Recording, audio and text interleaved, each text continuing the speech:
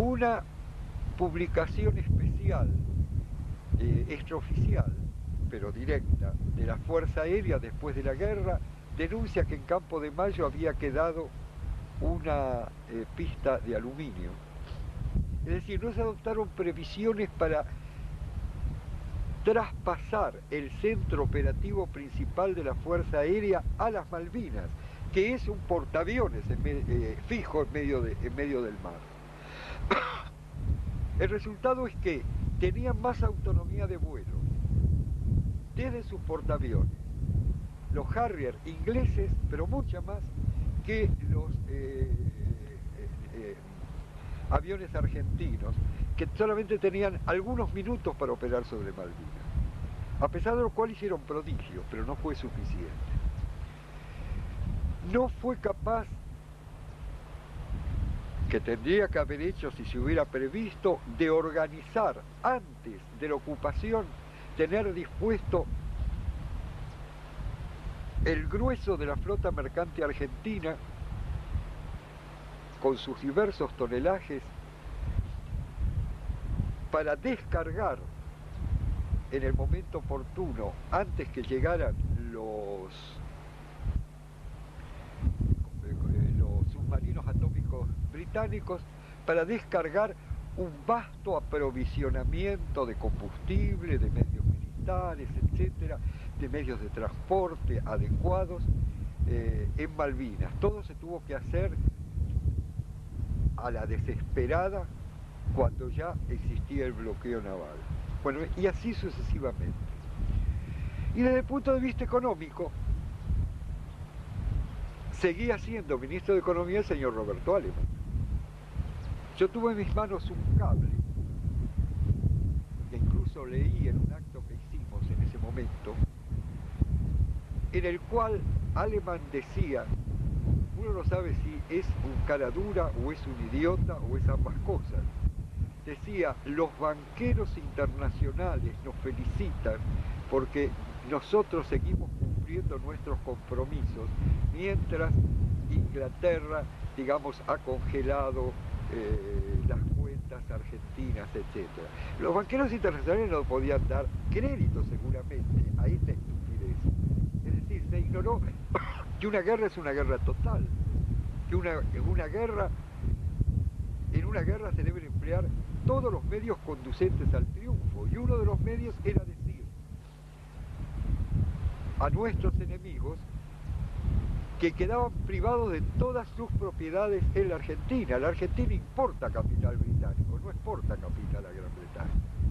Entonces, la inmediata confiscación, no estoy hablando de los bienes particulares de los ingleses o hijos de ingleses residentes en Argentina, estoy hablando de las compañías británicas y de los intereses conexos, y advertirle a quienes apoyaran a Gran Bretaña que iban a sufrir el mismo trato. Que es lo que hizo Rosas con el empréstito Baring Brothers. Dijo, bueno, les vamos a pagar si ustedes influyen, señores banqueros londinenses, sobre el gobierno de su majestad para que retire, digamos, para que levante su intervención naval en el Río de la Plata. Y eso ejerció una presión porque los banqueros, que no se conmueven por ideales abstractos, dijeron, no, levanten porque si no nos van a perjudicar económicamente y este bloqueo no nos sirve para nada. En fin, ese conjunto de cosas, el no tener, eso lo dice también esa publicación aeronáutica, el no tener el grueso de la flota aérea instalada en Malvinas permitió, dicen, y esto es textual, a los ingleses crear con sus barcos una costa artificial a 100 millas de las islas, mientras nosotros estábamos a 400. Es decir, se dio vuelta el factor geográfico. Muy bien, de este conjunto de disparates, que podrán añadirse muchos otros, el hecho de estaquear a los soldados.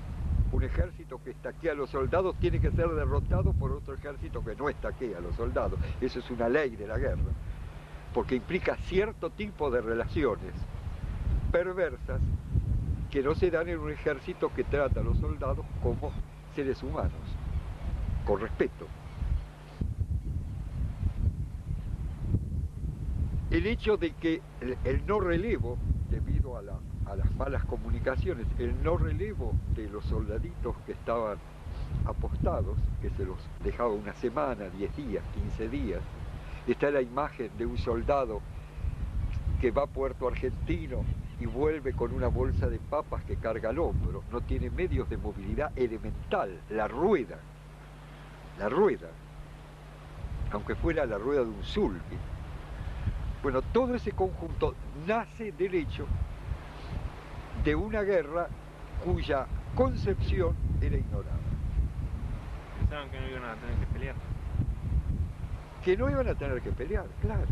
Que no iban a tener que pelear, porque ¿cómo Estados Unidos va a dejar que nos peleemos entre hermanos?